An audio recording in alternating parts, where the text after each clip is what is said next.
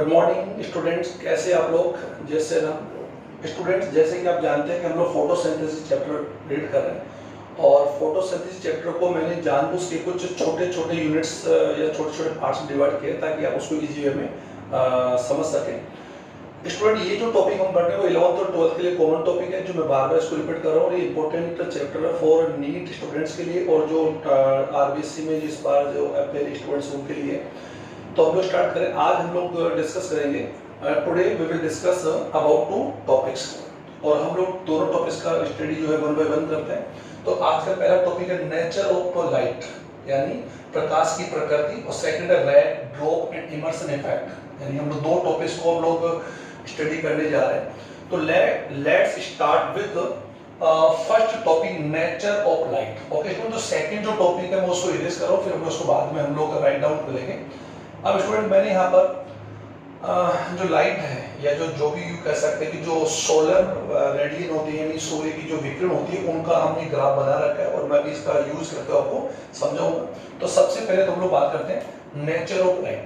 Student, हम जानते हैं प्रकाश की प्रकृति, यानी सिंपल वे की बात हम करें, प्रकाश की प्रकृति। तो आप ये जान सकते हैं कि पृथ्वी पर, यानी जो पृथ्वी जो प्लेनेट है उसके ऊपर जो ऊर्जा यानी एनर्जी का जो रिसोर्स है, यानी एनर्जी की बात हम लोग करें स्टूडेंट, तो एनर्जी का जो रिसोर्स है वो एक्चुअली कौन है?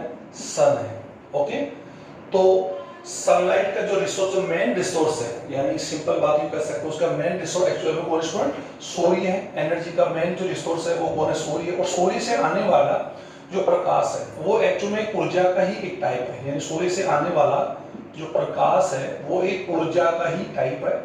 और उस ऊर्जा की इस टाइप को अगर बात हम लोग करें तो उसे हम लोग या तो सोलर विकिरण कह सकते हैं या फिर विद्युत चुंबकीय विकिरण भी कह सकते हैं। विद्युत चुंबकीय विकिरण यानी इलेक्ट्रो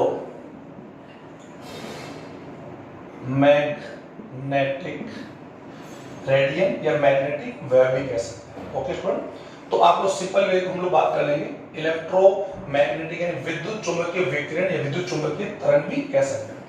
और सूर्य से आने वाला जो प्रकाश है वो एक्चुअल में हमारे जो स्पेस है उसके अंदर ही कैसे सिंपली बात हम कर सकते हैं, sunlight travel in space like a wave, यानी वेव के रूप में मूव करता है। और डी ब्रोगली जो साइंटिस्ट है वो आपको कभी पढ़ा होगा कि डी ब्रोगली ने प्रकाश का जो नेचर है वो एक्चुअली उन्होंने क्या बताया कि प्रकाश का जो नेचर होता है द्वैत प्रकृति का होता है। ओके, यानी बाइमॉर्फिक हम कह सकते हैं। पहला नेचर तो उसने बोला कि प्रकाश कण यानी ग्रेन्यूल्स रूप में होता है, यानी प्रकाश एक्चुअली में किस रूप में होता है? ग्रेन्यूल्स कण रूप में होता है। सेकंड बात हम कर सकते हैं कि प्रकाश जो है वो एक तरंग के रूप में, ओके, तरंग यानी वेव के रूप में होती है। और जनरली हम जान सकते हैं कि अगर प्रकाश की प्रकृति को हम लोग तरंग मानते हैं, स्टूडेंट्स सिंपल बात हम कर सकते हैं कि प्रकाश का नेचर हम लोग तरंग मानते हैं, लाइक इलेक्ट्रोमैग्नेटिक वेव के रूप में। अगर जेम्स हम लोग मैक्सवेल की बात हम करें, जेम्स क्लॉर्क मैक्सवेल ने 1960 में बताया कि प्रकाश एक तरंग के रूप में मूव करता है। और अगर कोई तरंग के रूप में मूव करेगा तो डेफिनेटली हम जानते हैं तरंग क्या चीज है। किसी विक्षोभ श्रृंखला के अंदर, किसी विक्षोभ श्रृंखला में या किसी माध्यम जो विक्षोभ श्रृंखला होती है, उसी विक्षोभ श्रृंखला को हम लोग क्या बोलते हैं? तरंग बोलते हैं। वो तरंग के अंदर एक्चुअली में क्या होता है कि ये जो हायर जो पॉइंट, मैक्सिमम पॉइंट होता है, इसे हम लोग बोलते हैं सरंग, और इसे क्या बोलते हैं? ग्रथ। सरंग, ग्रथ। और सरंग और जो 2 क्रमागत अगर सरंगों के बीच की बात हम करें तो उसकी बीच की जो डिस्टेंस होती है स्टूडेंट्स, उसको हम लोग बोलते हैं वेवलेंथ। ये ध्यान देंगे, वेवलेंथ, वेवलेंथ। ओके स्टूडेंट, तरंग दैर्घ्य आप लोग सभी समझ रहे हो, तरंग दैर्घ्य वेवलेंथ यानी वेव की लंबाई। और वेव यहाँ पर कौन है? सूर्य का जो प्रकाश है, सूर्य का जो विकिरण है, उसी को हम लोग तरंग के रूप में मान सकते हैं, जिसे हम लोग विद्युत चुंबकीय विकिरण भी कह सकते हैं। तो लैम्डा इसका वेवलेंथ का एक्चुअली क्या होता है? साइन होता है।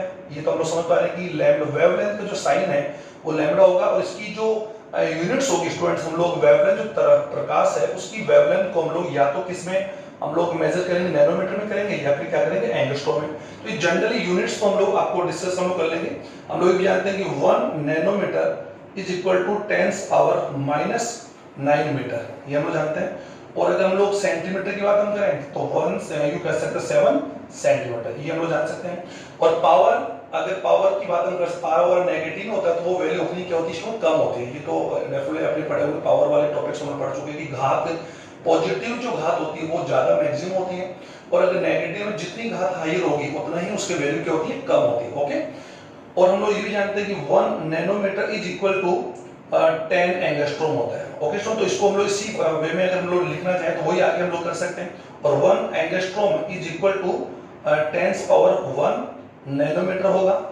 अगर 1 एंगस्ट्रॉम में अगर हम लोग यूं कह सकते हैं कि अगर मीटर हम लोग कैलकुलेट करते हैं तो 10 की पावर 10 मीटर होगा। और सेंटीमीटर में अगर बात करेंगे तो इसी में हम लोग 10 पावर -8 सेंटीमीटर होगा। तो ये तो मैंने यूनिट्स आप लोगों को लिखे, आप इसको एक बार आराम से आप इसको लिख लेंगे स्टूडेंट। ओके, अब हम लोग आगे हम लोग बात करें कि प्रकाश की प्रकृति द्वैत होती है। अगर हम लोग प्रकाश को कणों के रूप में मानते हैं, यानी प्रकाश को क्वांटम के रूप में हम लोग फॉलो करें, क्वांटम थ्योरी की बात हम करें, क्वांटम थ्योरी प्रकाश को एक्चुअल में क्या मानती है, सूर्य से आने वाली जो विकिरण होती है उसको क्या मानती है, ग्रेन्यूल्स मानती है, कण। और सूर्य से आने वाला जो प्रकाश है या सूर्य से आने जो विकिरण होती है स्टूडेंट, वो छोटे छोटे पैकेट्स को भी मानती है, छोटे छोटे पैकेट्स आती है। तो क्वांटम थ्योरी के उन पैकेट्स को हम लोग क्या बोलते हैं, क्वांटम बोलते हैं, यानी क्या बोलते हैं उनको, क्वांटम। ओके, क्वांटम बोलते हैं।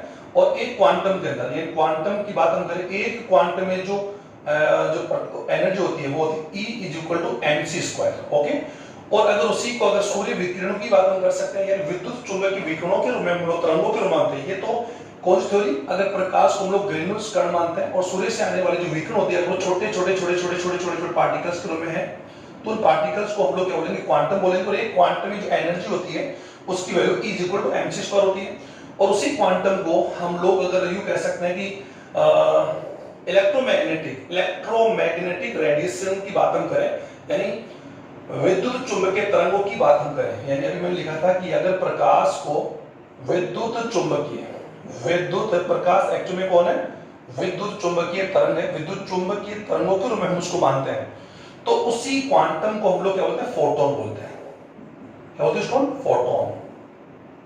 ओके, और फोटोन में एक फोटोन यानी सूर्य से आने वाली जो वेव होती है उनमें तरंगों को कणों के माने, तो एक फोटोन में एनर्जी होती है E is equal to h। और न्यू यहाँ पर क्या है कि सूर्य से आने वाली जो तरंग है उसकी क्या आवृत्ति है। ओके स्टूडेंट, और ये साफ ही दिख रहा होगा कि E is equal to h, nu की बात हम कर रहे हैं। और हम लोग ये भी जान सकते हैं कि आवृत्ति जो होती है वो जो रिवर्स वेवलेंथ होती है, यानी तरंग दैर्घ्य, यानी प्रकाश या सूर्य से आने वाले विकिरण की आवृत्ति जो होती है वो directly inverse two wavelength of radian, यानी सूर्य से विकिरण की जो वेवलेंथ होती है उसकी क्या इनवर्स होती है। इसी फार्मूला को अगर हम लोग ये माने कि किसी भी वेवलेंथ, किसी भी तरंग की जितने लंबाई तरंग की और उसकी एनर्जी की बात हम करेंगे, किसी तरंग सूर्य की विकिरण की तरंग लंबाई जितनी ज्यादा होगी उसमें एनर्जी कितनी होगी, तो E is equal E inverse lambda, ये आपको कंफर्म कर ले, E इनवर्स लैम्डा। ये ध्यान दें, इस फोटोन के फार्मूला से आप देख लीजिए, h यहाँ पर प्लांक का यू कह सकते हैं कांस्टेंट है, और यहाँ प्रकाश की क्या आवृत्ति है। ओके स्टूडेंट, अब यहाँ पर क्या बात है, E इज लैम्डा की बात हम करें तो यहाँ पर क्या इनवर्स है, यानी ये व्यक्त कर्मानुपाती है। तो किसी भी लेंथ यानी किसी भी तरंग की सोलर रेडिएशन यानी सूर्य की विकिरण को अगर विद्युत चुंबकीय तरंग मानते हैं, तो विद्युत चुंबकीय तरंग के रूप में सूर्य की जो विकिरण होती है वो स्पेस में एक्चुअली क्या करती है, ट्रेवल करती है। ये भी मैंने बताया दिया आपको कि sunlight travel in space like a wave. Okay, ये वेव के रूप में मूव करती है। और ये एक्चुअली में क्या मूव कैसे करेंगे ये मैंने बता दिया, अभी आपको सरंगोग्रत के रूप में मूव करेगी और इसकी सरंगोग्रत के बीच की जो दूरी होती है दो कंटिन्यूसली, उसको हम लोग क्या बोलते हैं, वेव लेंथ बोलते हैं। तो ये तो मैंने बता दी। तो एक्चुअली में किसी भी तरंग की लंबाई जितनी यू कह सकते हैं कि ज्यादा होगी उसकी एनर्जी क्या होगी, कम होगी, और जितनी ये कम होगी उसकी एनर्जी क्या होगी, ज्यादा होगी। तो कॉमन सी बात है कि सूर्य की जो विकिरण, ये आपको मैं बता दूं, हालांकि थोड़ा सा टॉपिक बड़ा हो रहा है और आप लोगों के हो सकता है ऐसा समझ में नहीं भी आ रहा हो, तो मैं इसको थोड़ा सा एक यू कह सकते हैं कि वापस इसको मैं वो करने जा रहा हूं ताकि आप इजी में समझें कि सूर्य से आने वाली जो विकिरण होती है उस विकिरण को हम लोग तरंग के रूप में मानते हैं या कण के रूप में मानते हैं। अगर हम उसको तरंग के रूप में मानते हैं तो हम उन्हें फोटोन बोलते हैं। और एक फोटोन के अंदर यानी एक सूर्य की विकिरण की एक तरंग में यानी छोटे छोटे पैकेट्स होते हैं, उन्हें हम लोग क्या बोलते हैं, पैकेट्स ऑफ एनर्जी बोलते हैं। सो एक पैकेट्स की एनर्जी जो होती है E is equal to h nu होती है। ओके, और ये एक्चुअली एक इस पैकेट को हम लोग क्या बोलते हैं, फोटोन बोलते हैं, फोटोन। ये आप लोग ध्यान दें, या इसको क्या बोलेंगे, क्वांटम। क्वांटम किसे बोलेंगे, क्वांटम थ्योरी में, और फोटोन किसे बोलेंगे, तरंग दैर्घ्य थ्योरी के अंदर, बस सिंपल आप लोग समझ जाए। इसका अगर बात हम करें फोटोन को, मैंने लिखा था E is equal to h होता है, क्वांटम को हम लोग E is equal to mc square से हम लोग लिख सकते हैं अकॉर्डिंग टू आइंस्टीन। ओके, अब यहाँ पर हम लोग ये तो प्रकाश का नेचर हम लोग पढ़ ही रहे हैं, लेकिन सूर्य की विकिरण जो होती है, जो सूर्य से आने वाली जो रेडिएशन होती है, उसकी जो रेंज होती है, उसके दो भाग हम लोग बात कर सकते हैं। उसके एक तो विजुअल पार्ट होता है और एक होता है अनविजुअल पार्ट। विजुअल पार्ट होता है जिसे हम देख सकते हैं, सूर्य से आने वाली विकिरण का वह भाग जिसे हम देख सकते हैं, उसे हम लोग बोलते हैं लाइट बोलते हैं। ये आप लोग ध्यान दें, लाइट यानी प्रकाश कहते हैं, और उसे बोलेंगे विजुअल लाइट। ओके, तो सूर्य से आने वाली जो विजुअल लाइट जो मैंने यहाँ पर रखी, और सूर्य से आने वाली जो विजुअल लाइट होती है उसकी रेंज की बात हम करें, विजुअल लाइट यानी सूर्य से आने वाली जो विकिरण होती है, दृश्य भाग है, उस लाइट या विजुअल जो पार्ट है जिसे हम लोग दृश्य प्रकाश भी कहते हैं, ये एक्चुअली में 7 प्रकार के रंगों से यानी 7 प्रकार की अलग अलग रंग वाले प्रकाश से मिलकर बनता है। यानी सिंपल सी बात कह सकते हैं कि visual light is consist of 7 lights, यानी 7 लाइट्स होती है, इसीलिए हम इसको बोल सकते हैं ब्लेंडिंग कलर भी कह सकते हैं, यानी मिश्रित कलर कह सकते हैं। और वो सातों मिलकर एक्चुअली क्या बनाती है, एक मिश्रित कलर बनाती है जिसे बोलते हैं श्वेत प्रकाश। ओके स्टूडेंट, उसी श्वेत प्रकाश के अगर स्पेक्ट्रम की बात हम करें, यानी उसी प्रकाश विजुअल लाइट के स्पेक्ट्रम की बात हम करें, तो एक विजुअल लाइट की जो स्पेक्ट्रम होती है, उनकी तरंग जो दैर्घ्य होती है, उसकी वेवलेंथ जो होती है, वो एक्चुअली स्टूडेंट 390 नैनोमीटर से लेकर एक्चुअली में कहां तक होती है, 700 तक, जो मैंने यहाँ पर आपको दिखा रहा था 700 तक, 700 एक्चुअल नैनोमीटर में। ओके, और हम ये जान सकते हैं कि अगर जिस वेव की यानी जिस विकिरण की या तरंग की वेवलेंथ मोर देन, यू कह सकते हैं कि अगर कम होती है, सिंपल बात है, 390 नैनोमीटर से जो कम होती है, वो एक्चुअल में क्या होती है, उसे हम क्या बोलते हैं, अल्ट्रा वायलेट बोलते हैं। इसको आप एक बार कंफर्म डायग्राम की तरफ ध्यान दें। यहाँ पर मैंने जो वेवलेंथ जो स्टूडेंट्स है उसको हम लोगों ने सेंटीमीटर में लिखा हुआ है। ओके स्टूडेंट, और ये सेंटीमीटर हम लोग जान सकते हैं कि ये 10 पावर -6 है, 10 पावर -4 -2, ये 1 है, ये पॉजिटिव में बुक आता है।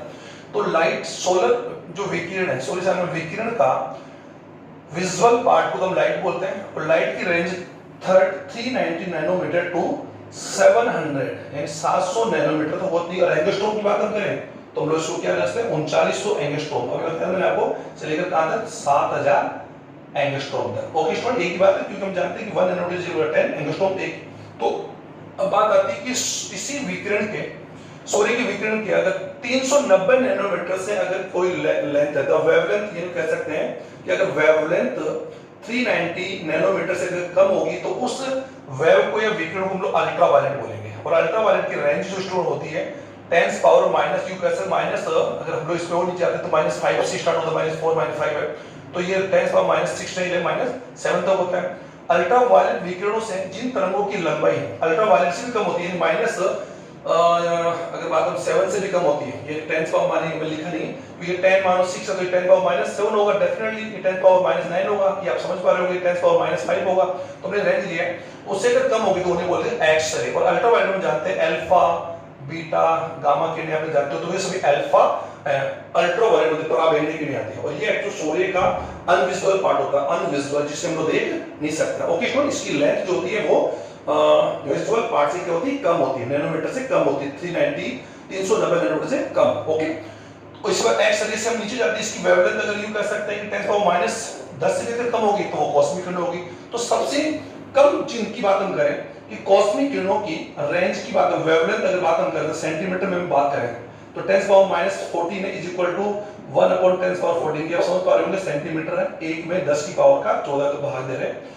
तो अभी मैंने बताया कि अगर किसी भी विकिरण या तरंग की वेवलेंथ, ये देख वेवलेंथ लैम्डा जितनी यू कह सकते हैं ज्यादा होगी, ओके, ज्यादा अगर बात हम करें ज्यादा होगी, उसकी एनर्जी क्या होगी, उतनी यू कह सकते कम होगी। और वेवलेंथ जितनी कम होगी, आप देख सकते जितनी कम होगी एनर्जी उतनी क्या होगी, ज्यादा होगी। इसको आप समझ लीजिए, क्योंकि मैंने यहाँ पर लैम्डा लिखा है, या फिर इसको आप लिख सकते हैं ई इनवर्स टू लैम्डा, एक ही बात है। तो वेवलेंथ आप देख पा रहे हैं कि कॉस्मिक किरणों की वेवलेंथ जो होती है वो सबसे कम होती है। और कॉस्मिक किरणें सोलर जो रे होती है, सूर्य के केवल विकिरण का पार्ट नहीं होता है, सोलर जो विकिरण होती है, सोलर रेंज बात हम कर सकते हैं कि सोलर एक्चुअली सोलर से अल्ट्रावायलेट रे भी आती है। आप देख पा रहे हैं कि 10 पावर -5%, क्योंकि आप यहाँ देखो रेंज देखा होगा कि पूरी जो अल्ट्रावायलेट रे होती है वो सोलर विकिरण का पार्ट होता है एक्चुअली। और जो सोलर विकिरण होती है, सूर्य आने वाली जो विकिरण होती है वो 10⁻⁶ से लेकर, अगर हम लोग यहाँ तक 10⁻² के बात हम कर सकते हैं। इसका विजुअल पार्ट लाइट होता है, ये अनविजुअल पार्ट है, ये अनविजुअल पार्ट है। और जिन वेवलेंथ की यू कह सकते हैं कि नैनोमीटर, यानी जो लेंथ होती है वो अगर 7 अगर यू कह सकते हैं 760, क्योंकि रेड जो पार्ट होता है सूर्य के विकिरण का 7 यू कह सकते हैं 660 से लेकर 740 तक हो सकता है। और इसकी रेंज हम लोग यू कह सकते हैं, रेड जो पार्ट होता है उससे अगर ज्यादा, यानी अगर किसी वेवलेंथ 760 नैनोमीटर से अगर ज्यादा है तो उस तरंग को हम लोग एक्चुअली क्या होते हैं, इन्फ्रारेड बोलते हैं, अवरक्त बोलते हैं, अवरक्त विकिरण बोलते हैं। और अवरक्त विकिरण भी एक्चुअली सूर्य की विकिरण का एक पार्ट है, ये ध्यान दीजिए, क्योंकि आप यहाँ देख रहे हैं कि दरअसल विजुअल जो सूर्य की विकिरण का जो विजुअल पार्ट और इधर अल्ट्रावायलेट और इंफ्रारेड दोनों सोलर में ही आती। सोलर अगर आप यहाँ देख पा रहे हैं कि मैंने यहाँ सोलर को दिखाया, तो सोलर रेज की बात हम करें, सूर्य की विकिरण की बात हम करें, तो उसका जो मेन बीच का जो पार्ट है वो तो कौन है इसमें, ये जो बीच में आप देख रही है तो कौन है, लाइट है। लाइट इधर कौन, अल्ट्रावायलेट, इधर कौन, इंफ्रारेड है। तो ये एक्चुअली सभी एक्चुअली जो ग्राफ मैंने बना रखा है, ये जो एरिया दिखा रहा हूं आपको, ये सोलर रे। सोलर रे के बीच में जो विजुअल पार्ट उसको हम लाइट बोलते हैं, इसको मैंने नीचे लिया है। इंफ्रारेड जो होती है उसकी लेंथ होती है वो 760 नैनोमीटर से क्या होती है, ज्यादा होती है, तो उसको क्या बोलते हैं स्टूडेंट, इंफ्रारेड बोलते हैं। और इंफ्रारेड से जिनकी तरंग लंबाई है, जिनकी वेवलेंथ इंफ्रारेड से ज्यादा होती है, अगर आप देख पा रहे हैं 10⁻², की बात हम करें लगभग अप्रोक्सीमेटली 10 सेंटीमीटर है। ओके स्टूडेंट, नैनोमीटर में उसको कन्वर्ट कर लेंगे, वो तो आपको मैंने बता दिया था, कन्वर्ट करना भी मैंने बता भी दिया था आपको कि 1 सेंटीमीटर की बात हम करें तो 10⁻7 नैनोमीटर होता है। ये थोड़ा आप समझ पा रहे हो, तो 1 nanometre is equal to 10⁻7 centimetre. ये तो आप लोग कर सकते हैं। तो रेडियो उन्होंने क्या बोलते हैं, रेडियो, ये कैसे ध्वनि रेडियो तरंग बोलते हैं। और रेडियो तरंगों से जिनकी तरंग लंबाई रेडियो तरंगों से भी ज्यादा होती है उन्हें बोलते हैं साउंड। तो आप देख रहे हैं इधर तरंग लंबाई क्या होगी, ज्यादा हो रही है, और तरंग लंबाई इधर ज्यादा है, लैम्बडा की वैल्यू ज्यादा है। इसको लैम्बडा अगर ज्यादा है तो आप लोगों ने क्या देखा होगा, एनर्जी उनमें क्या होगी, कम होगी। इसलिए हम कह सकते हैं कि साउंड जो होता है हम दूरी से सुन लेते हैं, अगर बात हम करें, हम लोग बोल रहे हैं, मैं आपको बोलूंगा, मेरी आवाज सुन रहे होंगे डेफिनेटली, तो वो एक्चुअली सोलर साउंड वेव है। और साउंड वेव में इतनी एनर्जी नहीं होती, इसलिए ये इतने हार्मफुल नहीं होते लाइक अल्ट्रावायलेट एंड कॉस्मिक। तो आपने देखा कि सबसे जो खतरनाक जो यू कह सकते हो वेव होती है वो कॉस्मिक होती है। आप देख पा रहे हैं क्योंकि इनकी वेवलेंथ एक्चुअली में क्या होती है, कम होती है, कम आप देख रहे हैं, कम है, बहुत ही कम है। तो एनर्जी इनकी बहुत ज्यादा हाई होती है, इतना हाई कि हमारे बॉडी के जो इंटरनल टिश्यू होती है यू कैन डेस्ट्रॉय हो सकती है। इसलिए हम कह सकते हैं कि इन मेडिसिन की बात हम कर सकते हैं, जो हॉस्पिटल में हम यू कह सकते हैं कि अल्फा बीटा इन गामा विकिरणों का यूज करते हैं ट्रीटमेंट की बात हम कर सकते हैं। कैंसर थेरेपी में रेडियोग्राफी की बात हम करें। एक्सरे का नाम तो सुना होगा, इसलिए लिखा होता है कि एक्सरे इज ए लेथल रे, क्योंकि एक्सरे घातक विकिरण है कि वो हमारी बॉडी के इंटरनल जो टिश्यूज होती है, वो कह सकते हैं इंटरनल टिश्यूज में भी डिस्ट्रॉयड कॉज्ड बाय एक्सरे। तो ये आप देखो कि साउंड जो वेव होती है उनकी तरंग लंबाई बहुत ही ज्यादा होती है, उनकी एनर्जी बहुत ही कम होती है। ये आपको कंफर्म आ गया। तो सूर्य के विकिरण के हम लोगों ने यहाँ पर दृश्य का इनका बात हम कर सकते। अब बात आती है कि सूर्य का जो दृश्य पार्ट है उससे हम बोलते हैं विजुअल। अब आप यहाँ पर आ जाइए, ये लाइट को मुझे नीचे लिख दें। और विजुअल लाइट के अंदर एक्चुअली स्टूडेंट ये एक्चुअली उसका क्या होता है, स्पेक्ट्रम होता है। ये तो आप जान सकते हैं कि सूर्य के विकिरण के अंदर एक बॉन्ड वेक्टर पाया जाता है, क्योंकि सूर्य का विजुअल जो लाइट है उसमें it is a consist of 7 colour. ये 7 कलर से मिलकर एक तो बना होता है। इन 7 कलर की बात हम लोग इनको अगर बात हम करें तो इनको शॉर्ट में हम लोग बोल सकते हैं वेबक्योर। ये मैंने लास्ट वाले वीडियो में बताया था, वेबक्योर स्पेक्ट्रम, यानी यहाँ पर मैंने लिखा हुआ, और इसकी रेंज जो होती है यहाँ पर मैंने बताया था 390 नैनोमीटर टू 760 नैनोमीटर, क्योंकि 760 यहाँ तक हम लोग ले सकते 760। और आप भी देख रहे हैं कि सूर्य की विजुअल पार्ट का जो रेड वाला भाग, रेड वो 60 यू कह सकते हैं कि इसका जो वॉयलेट पार्ट है, बैंगनी जो आप देख रहे हैं, बैंगनी जो 390 नैनोमीटर टू 430 नैनोमीटर, क्योंकि हर तरंग का यानी हर कलर का अपना वेवलेंथ होता है। ये भी आप ध्यान देंगे, क्योंकि सूर्य की विकिरण के विजुअल पार्ट जो विजुअल दृश्य जिसे लाइट कहते हैं, उसकी वेवलेंथ तो मैंने बता दी कि 390 नैनोमीटर टू 760 या 7 भी कह सकते हैं, 700 का में 760 लिखा है यहाँ पर, एक बार आप इसको देखें एक बार, यहाँ तक ये एक्चुअली में कौन है, लाइट है, विजुअल पार्ट है। इससे ज्यादा कम जाते हैं, इससे अगर हम लोग कैसे इससे ज्यादा अगर हम लोग आगे जाएंगे, ज्यादा जाते हैं इससे ज्यादा, तो वो एक्चुअली कौन आ जाए, इंफ्रारेड में आ जाएंगे, इंफ्रारेड अवरक्त विकिरण में आ जाएगी। ये ध्यान, इससे अगर हम ज्यादा जाते हैं, इससे ऊपर अगर हम जा रहे हैं तो फिर वो कौन सी तरंग जाएगी, रेडियो। इससे ज्यादा जा रहे हैं तो उसमें कौन है, साउंड है।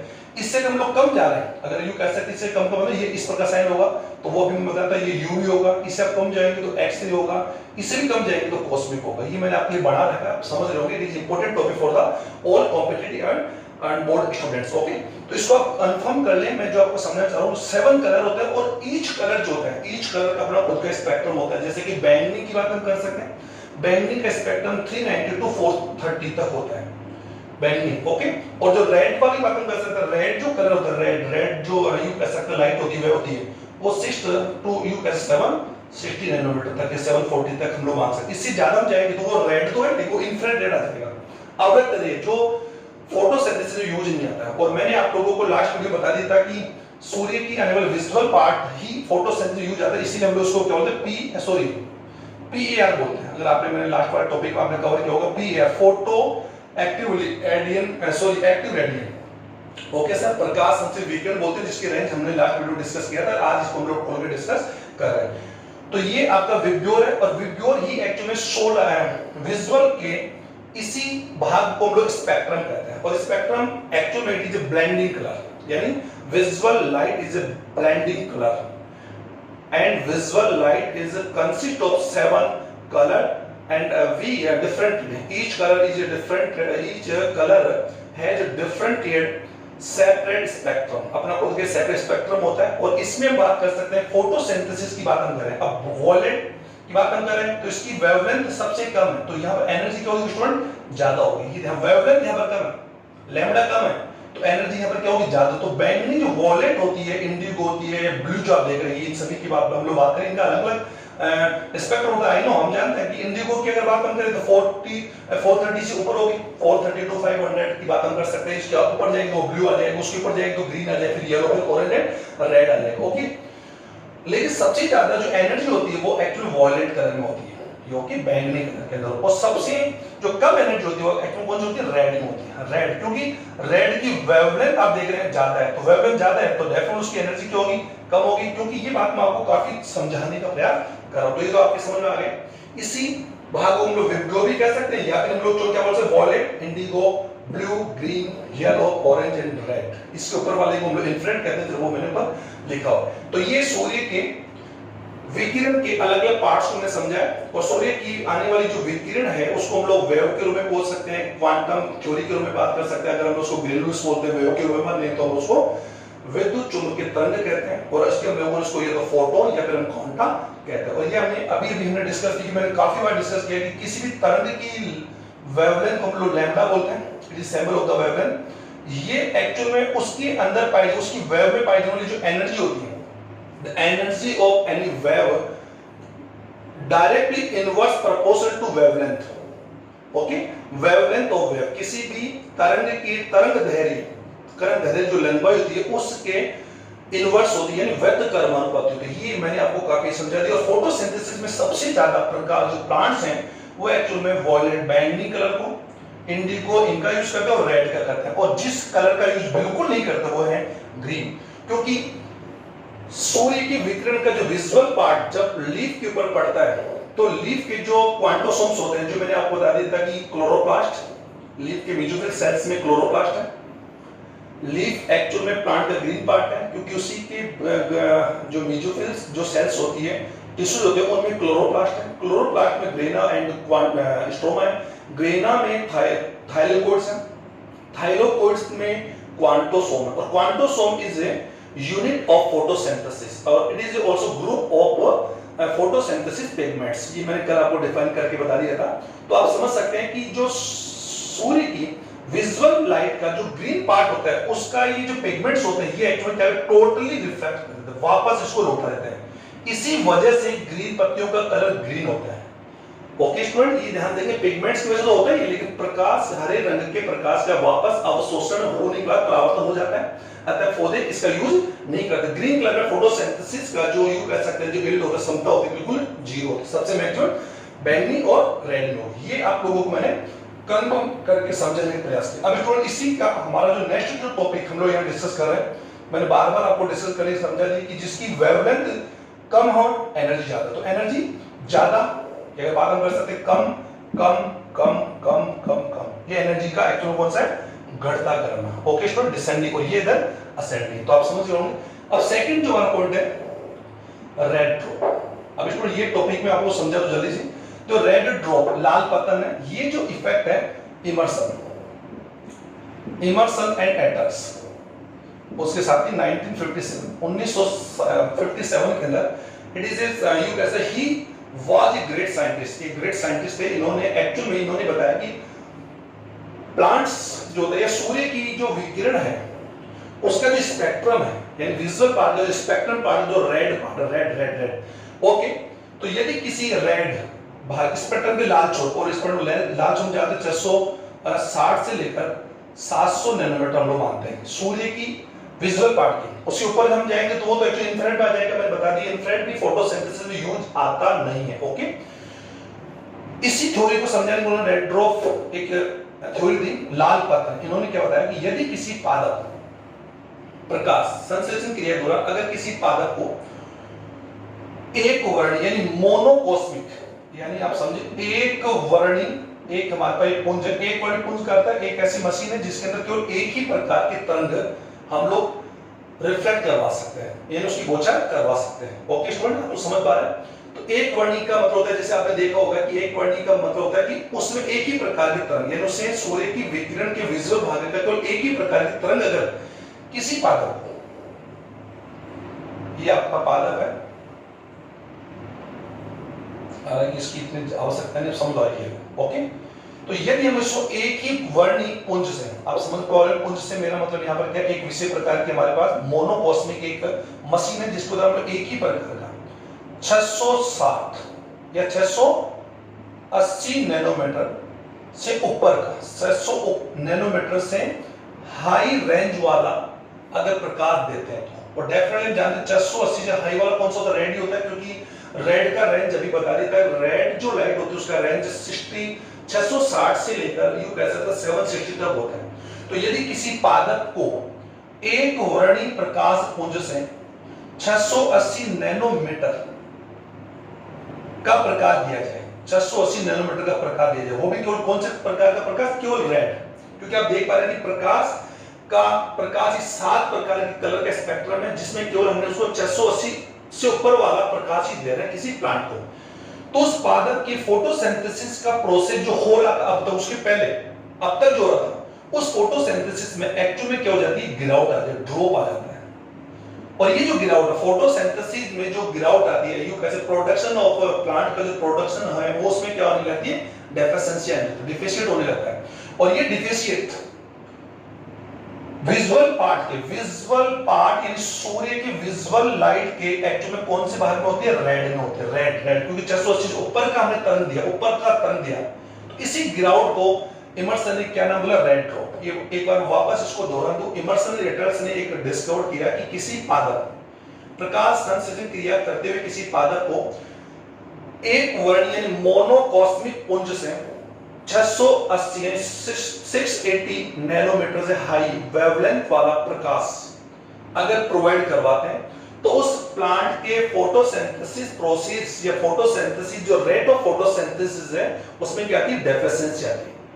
Its deficiency called red drop because its deficiency produced in red part of spectrum। Spectrum के कौन से छोर में हो रहा है, लाल है, यानी स्पेक्ट्रम के लाल एरिया के कारण हो रहा है, तो इसीलिए उसको रेड ड्रॉप कहा। ओके, अब ध्यान दीजिए, अब रेड ड्रॉप के बाद इन दोनों इन साइंटिस्ट जो थे, इसी साइंटिस्ट इमर्सन ने अप्रोक्सीमेटली 4 ईयर के बाद यानी 1961 में इमर्सन एंड एटर्स अन्य साथियों के साथ वापस आए, लेकिन अब जो एटर्स थे वो पहले वाले साथी अलग थे, पहले जो इसके जो यू कैसे फॉलोअर्स थे वो अलग थे, रियल थे। ये ध्यान दी 1960 में इसी इमर्सन ने एक इफेक्ट जारी किया कि प्रकाश संश्लेषण क्रिया में जो गिरावट आती है एक प्रकार का प्रकाश देने से, ये भी ध्यान दीजिए, ये मैं बता दूंगा।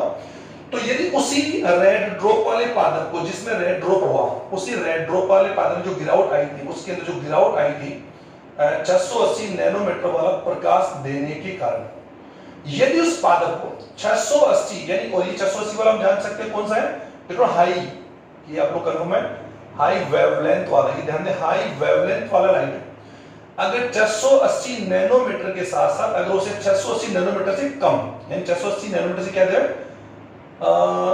कम का तरंग और दिया जाए, यानी उच्च तरंग के साथ, प्रकाश की उच्च तरंग के साथ अगर निम्न तरंग वाला, लाइक यू कह सकते हैं 660, 670, 650, 600, इसका प्रकाश और दिया जाए, लाइक यू कह सकते हैं 400, जो भी है, यानी 680 से कम तरंग धैर्य वाला प्रकाश दिया जावे, उच्च तरंग के साथ निम्न वाला दिया जाए, तो प्रकाश संश्लेषण क्रिया में आने वाली जो गिरावट होती है, उस गिरावट में वापस से क्या हो जाती है, वृद्धि हो जाती है।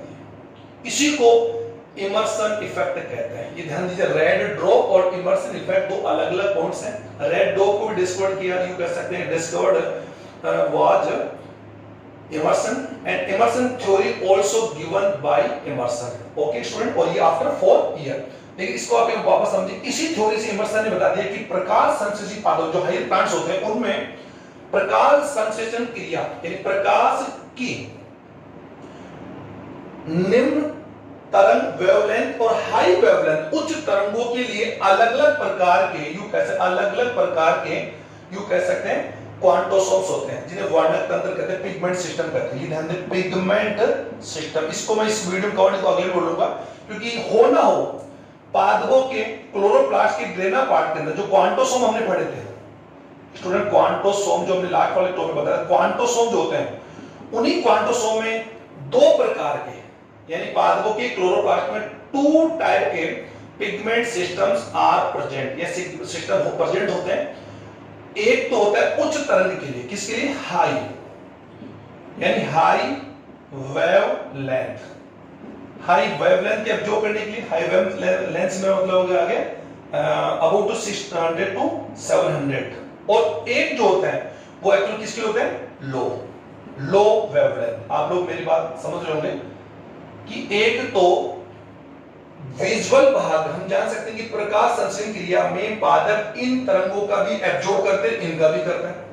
तो ये कौन सी वेवलेंथ हायर और ये कौन सी लोअर है? लोअर में एनर्जी ज्यादा है, आई नो, मैं जानता हूं, और हायर में एनर्जी कम है। लेकिन प्लांट्स में 2 टाइप के पिगमेंट सिस्टम होते हैं, और इसी पिगमेंट सिस्टम से नई थ्योरी आई, 2 पिगमेंट सिस्टम थ्योरी, जिन्हें बोलते हैं हम लोग पिगमेंट सिस्टम।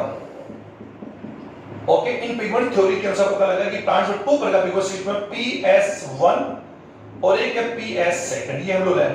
PS1 जो होता है वो हायर, किसके लिए, उच्च तरंगों, प्रकाश के, कौन से प्रकाश, और प्रकाश एक्चुअली में कौन है, सूर्य के विकिरण का विजुअल पार्ट है। और मैंने बता दिया स्टूडेंट, ये एक्चुअली सूर्य की विकिरण, ये सूर्य की विकिरण रे, सोलर रे, और सोलर रे एक्चुअली में, इसमें सोलर रे में क्या होती है, अल्ट्रावायलेट में, आप देख सकते हो ये अल्ट्रावायलेट का रेंज में आ रहा है, और इधर इंफ्रारेड आ रहा है। लेकिन प्लांट्स फोटोसिंथेसिस एक्चुअली कौन से भाग में करते हैं, लाइट में करते हैं। ये लाइट, ये मैंने एरिया बताने प्लस का, ये लाइट वाला। इस लाइट में हम बात कर सकते हैं कि यहाँ पर 7 प्रकार के, यू कह सकते हैं कि लाइट्स होती हैं, और इनका खुद का स्पेक्ट्रम होता है।